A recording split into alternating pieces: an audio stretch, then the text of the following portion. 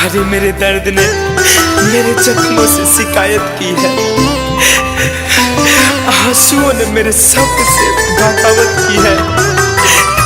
अरे गम मिला है तेरी चाहत के समंदर में।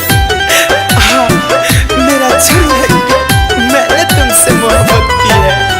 कहानी न सुनला हकीकत बाहो, जाने तोहरे हम के जरूरत बाहो।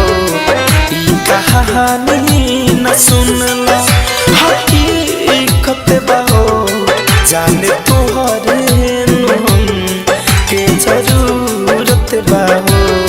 तोहरा प्यार के परिंदा दिल में उड़त बाहो, जान तोहरे हम के जरूरत बाहो। ई कहानी न सुनला हकीकत बाहो, जान तोहरे हम के जरूरत बाहो। जान तोहरे हम के जरूरत बाहो।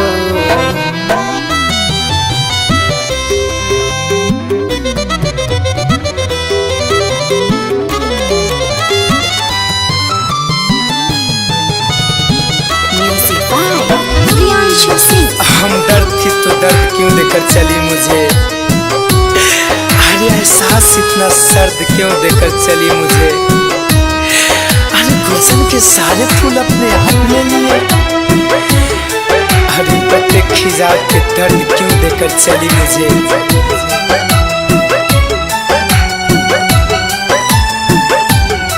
चांद जैसन सूरतिया संवर जाला हो, चांद जैसन सूरतिया संवर जाला हो। तोहे देखिए के मानवा ई भर जाला हो। कौन पहरी के जैसन ई सूरत बाहो, कौन पहरी के जैसन सूरत बाहो।